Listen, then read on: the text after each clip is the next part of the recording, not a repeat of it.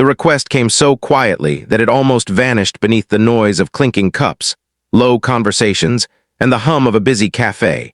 Yet it struck like thunder in a life that had grown used to silence. A tired young mother, her hands trembling slightly from hunger and pride colliding, leaned toward a stranger's table and asked a question that would unknowingly split his carefully controlled world wide open. In that small moment, surrounded by warm lights and the smell of fried potatoes, fate leaned in close. And before this story goes any further, if you believe that kindness can change destinies and that second chances can arrive disguised as the smallest requests, please like this video, share it with someone who needs hope, comment your thoughts, and subscribe to the channel for more stories that touch the soul. The man at the table appeared ordinary to anyone passing by. He wore a tailored gray suit that spoke of discipline rather than luxury, and his posture was rigid, as though he had trained himself never to take up too much space. His eyes, however, carried something deeper than wealth or success. They carried the weight of someone who had climbed high but never escaped the shadows below. He was used to eating alone, used to the polite distance people kept, and used to the quiet that followed him wherever he went. The plate of fries in front of him was untouched, steam curling upward as if waiting for a purpose beyond, feeding a man who rarely tasted his food. Across from him stood a woman whose life had been shaped by struggle rather than strategy. Her coat was thin for the season, her hair pulled back not for style but necessity. She held her small son close, his wide eyes locked onto the golden fries like they were something magical. She had not planned to ask. Pride had held her back through days of skipped meals and nights of pretending hunger was sleep. But children do not understand pride, only need. And when her son's stomach had growled loud enough to embarrass them both, she had made a choice that felt heavier than any burden she had ever carried. Her life had not always been this way. Once, she had dreams that extended beyond survival, dreams of stability, of laughter at dinner tables, of a future that felt safe. But a series of quiet disasters had reshaped everything. A husband lost to an accident that came without warning, medical bills that swallowed savings whole, and a job that vanished just as quickly as it appeared had pushed her into a corner where every day felt like a negotiation with despair. She worked when she could, cleaned where she was allowed, and smiled for her son even when her heart felt cracked down the middle. This cafe visit was not a treat but a shelter from the cold, a place where she could pretend, for a moment, that life was normal. The man watched her closely, though she did not notice at first. Something in her eyes stirred memories he had buried under contracts and boardrooms. He had been that child once, sitting beside a mother who tried to make emptiness feel full.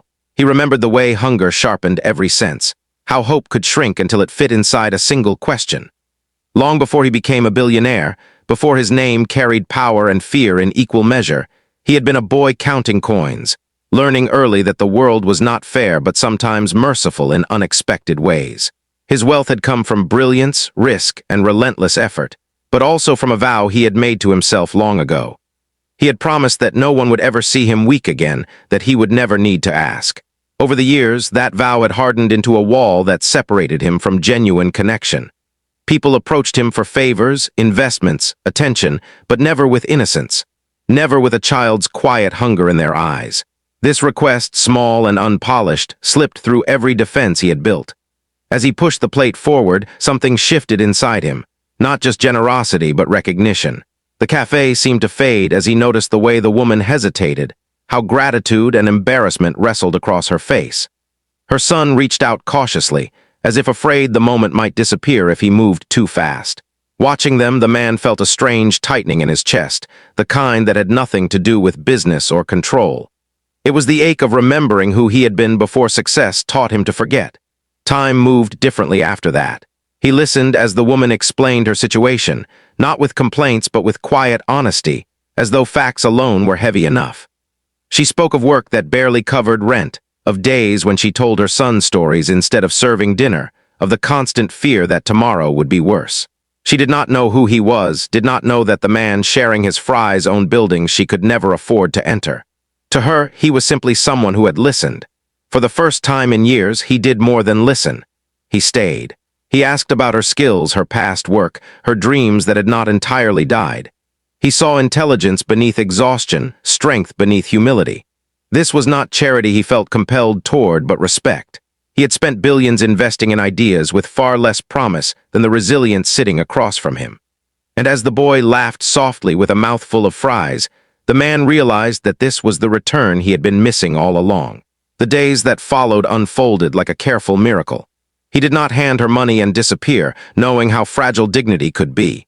Instead, he opened doors she had never imagined touching. A stable job within one of his companies, flexible hours, childcare support, and a chance to rebuild without feeling pitied. He ensured she would never know his full net worth, never feel indebted to a name larger than life. What mattered was that she felt capable again, that her son would grow up believing the world could be kind. For the man, everything changed too. The emptiness that had haunted his success began to loosen its grip. He started visiting his offices not as a distant figure but as a presence, listening to stories, noticing people. He funded programs not for headlines but for impact, guided by the memory of a simple plate of fries. The cafe became a place he returned to often, not for food but for grounding. Each visit reminded him that wealth meant nothing if it never touched a life. Years passed and the boy grew. He no longer stared at plates with hunger but with curiosity about the world. His mother stood taller now, her laughter easier, her eyes no longer shadowed by constant worry. She never learned the full truth about the man who helped them, and he preferred it that way. Some kindnesses lose their power when labeled. What mattered was that a single question, asked in vulnerability, had rewritten 3 lives.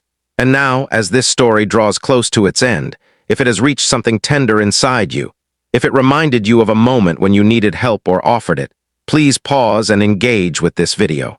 Like it, share it, and let the algorithm carry kindness a little further. Before the final moment, we ask you to leave a comment sharing what this story made you feel or a time when a small act changed everything for you. Because in the end, this was never just a story about a billionaire or a plate of fries. It was about the courage to ask, the humility to give, and the quiet truth that the smallest moments often carry the greatest power. Sometimes, all it takes to change a life is a question whispered through fear, and someone willing to answer with an open heart.